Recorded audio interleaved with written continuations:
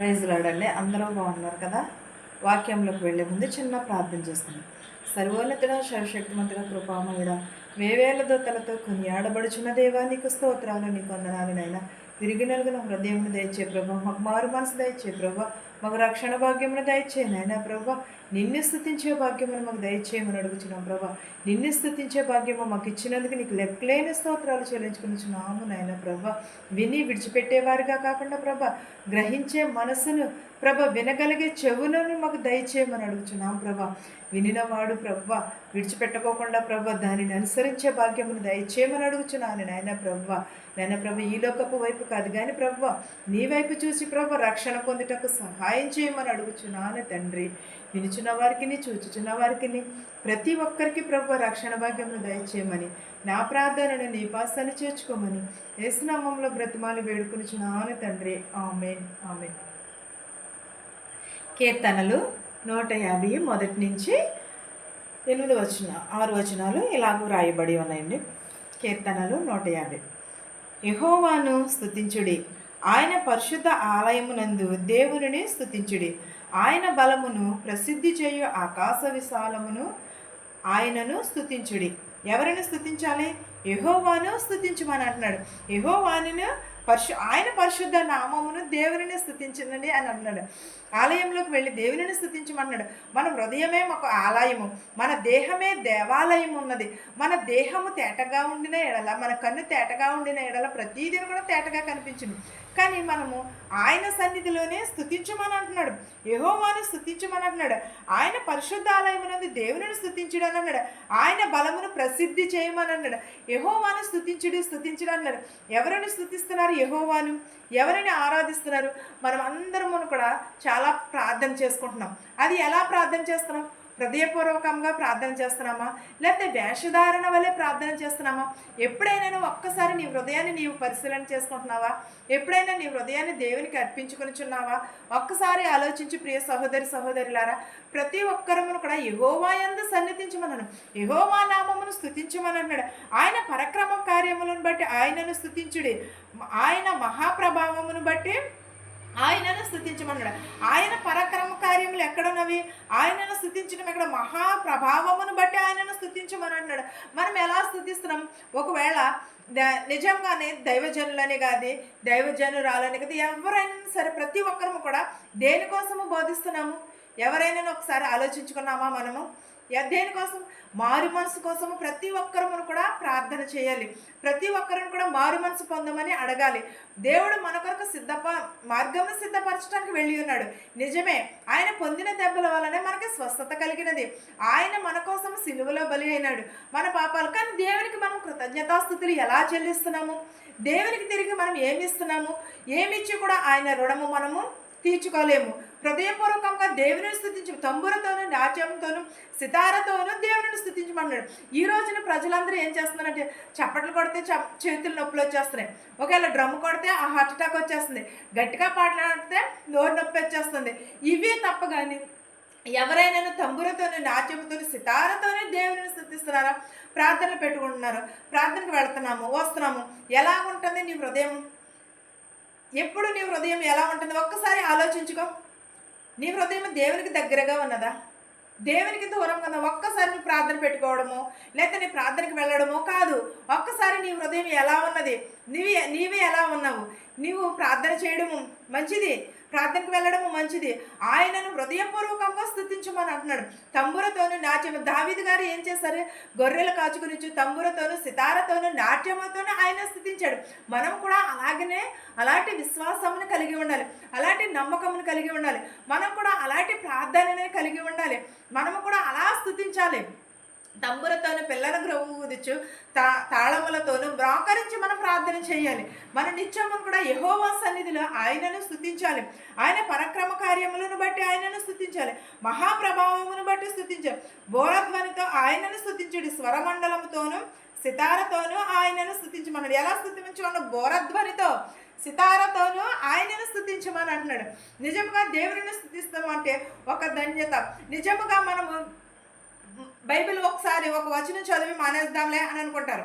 ఒక వచనం చదివి మానేద్దాం అనుకుంటే కానీ ఇంకా ఇంకా ఇంకా చదవాలని అనిపిస్తుంది, ఇంకా ఇంకా పాటలు పాడాలని అనిపిస్తుంది.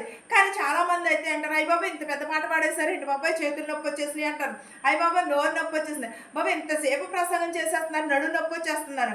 కానీ మనకి ఈ ఆయుష్ ఇచ్చాడు, ఈ శక్తి ఇచ్చాడు, ఈ చేతులు ఇచ్చాడు, ఇవన్నీ ఇచ్చిన దేవునికి మనం ఏమిస్తున్నాము? మనం ఇంత ఆయుష్ ఇంత ఆరోగ్యమును ఇస్తే దేవునికి తంబురతోని సితారతోని నాట్యములతోనూ దేవునిని స్తుతించలేవా?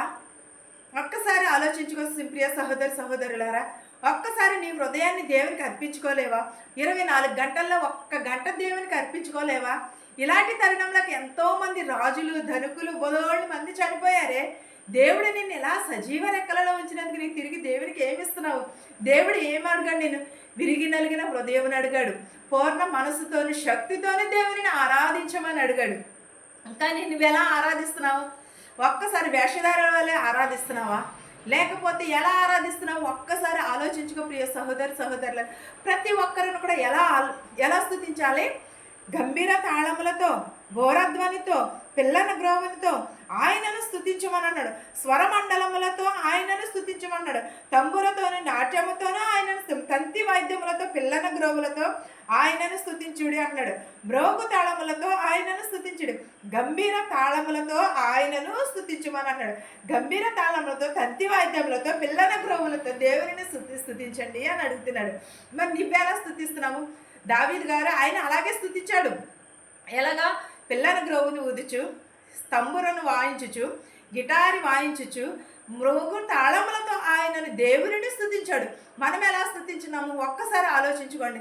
వీళ్ళ కదని వాళ్ళ కదని వాళ్ళు చేస్తున్నాను ప్రార్థన నేను చేయాలి, నేను చేస్తున్నాను ప్రార్థన వాళ్ళ చేయడమా? కాదు కదా. మన హృదయపూర్వకముగా దేవునిని స్తుతించాలి, దేవునిని ఆరాధించాలి, పూర్ణ శక్తితో పూర్ణ బలముతో దేవునిని ఆరాధించాలి. నిత్యమును కూడా యెహోవాను స్తుతించాలి. సకల ప్రాణులు యెహోవాను స్తుతిస్తున్నాయే, మరి నువ్వెలా స్తుతిస్తున్నావు? సకల ప్రాణులు యెహోవాను స్తుతించునుగాక, యెహోవాను స్తుతించునుగాక అని అన్నాడు. సకల ప్రాణులు స్తుతిస్తున్నాయి. ఒక్కసారి నీవు ఎలాగ స్తుతిస్తున్నావు? ఒక్కసారి నీ హృదయాన్ని నీవు పరిశీలన చేసుకో. నీవు ఎలాగ మారు మనసు పొందువా? లేకపోతే ఎలా స్తుతిస్తున్నావు? నువ్వు విరిగి నలిగిన హృదయంతో స్తుతిస్తున్నావా? లేకపోతే ఎవరో ప్రార్థన చేస్తున్నారని నువ్వు ప్రార్థన చేసుకుంటున్నావా? ఒక్కసారి నీ కుటుంబం రక్షింపబడాలనా, లేకపోతే నీ ఇల్లు ఆశీర్వదింపబడాలనా, నీ బిడ్డలు ఆశీర్వదింపబడాలనా, యెహోవా రాజ్యంలో చేరాలనా నువ్వు ప్రార్థిస్తున్నావా? దేవుడు మన కొరకు మార్గమును సిద్ధపరచడానికి వెళ్ళాడు. కానీ నువ్వు బుద్ధి కలిగిన కన్యకల వల్ల సిద్ధపాటు కలిగి ఉంటున్నావా? ఒక్కసారి మన హృదయాన్ని మనమే పరిశీలన చేసుకోవాలి. యెహోవా వైపు చూసి మనము భూదిగంత నివాసులారా యెహోవాను స్తుతించుడి, ఆయన నామమును సన్నిధించుడు అని అంటున్నాడు. మనం ఎలాగ స్తుతిస్తున్నాము? 2 చేతులు పైకెత్తి ఆకాశము వైపు చూసి స్తుతించినట్టు నువ్వు కూడా స్తుతిస్తున్నావా? సొలొమోను రాజు స్తుతించినట్టు నువ్వు కూడా స్తుతిస్తున్నావా? లేకపోతే సింహపు బోనులో దానియేలు ప్రార్థన చేసినట్టు నీవు కూడా ప్రార్థన చేస్తున్నావా? ఒక్కసారి ఆలోచించుకో. ఎలా ప్రార్థన చేస్తున్నావు? ఎలా ఉంటున్నావు? నీ హృదయం ఎలా ఉంది? దేవుని వైపు ఎటు చూస్తుంది? ప్రియ సహోదరులారా, ప్రతి ఒక్కరమును కూడా దేవుని వైపు చూసి యెహోవాను ఆశీర్వదించాలి.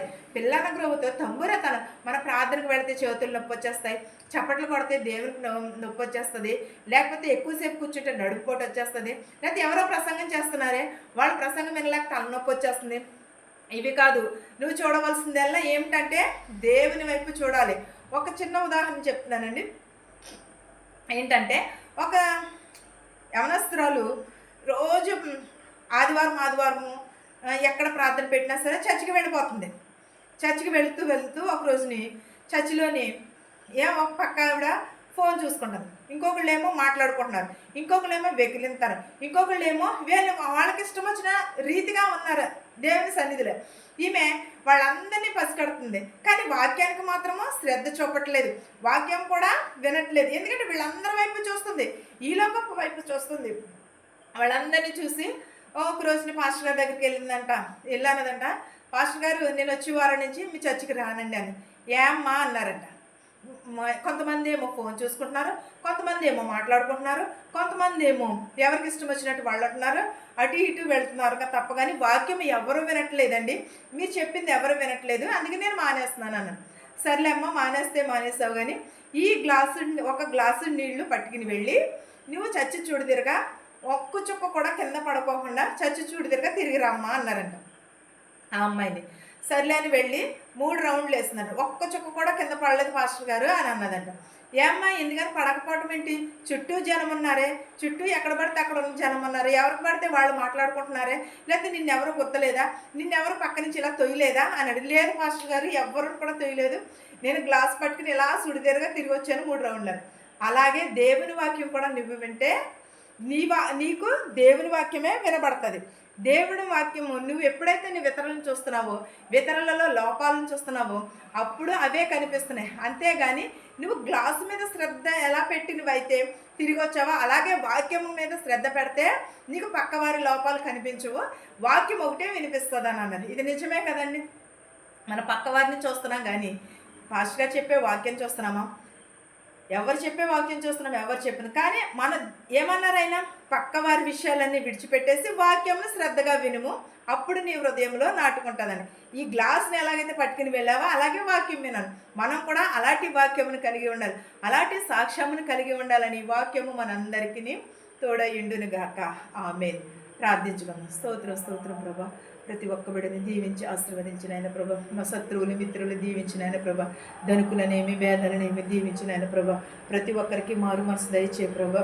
వెదవరాలు బిడ్డలు దీవించిన ఆయన ప్రభా. ఎవరెవరైతే వాహనములు నడుపుచున్నారో ఆ వాహనంలో సురక్షితంగా వారి గృహాలకు చేర్చిన ఆయన ప్రభా.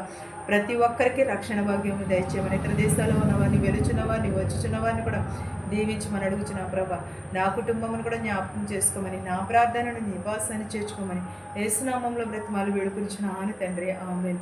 పరలోకమందున మా తండ్రి, నీ నామం పరిశుద్ధపరచబడును గాక, నీ రాజ్యం వచ్చును గాక, నీ చిత్తము పరలోకమందు నెరవేరినట్లును భూమి అందు నెరవేరును గాక. మా నిదినాహారం నేడు మాకు దయచేయము. మేడలు అపరాధములు చేసిన వారిని మేము క్షమించిన ప్రకారము మా అపరాధములను క్షమించుము. దుష్టుని నుండి శోధ నుండి తప్పించుము. రాజ్యమును శక్తియు మహిమయు నిరంతరము నీవై ఉన్నావు మా తండ్రి. ఆమేన్. చూచిన వారికి, నీ వినిచిన వారికి, నా కుటుంబము పైనను ప్రతి ఒక్కరికి ప్రభువా నీ రక్షణ భాగ్యం అందించమని అడుగుచున్నాను తండ్రి. ఆమేన్. ఆమేన్. అందరికీ వందనాలండి.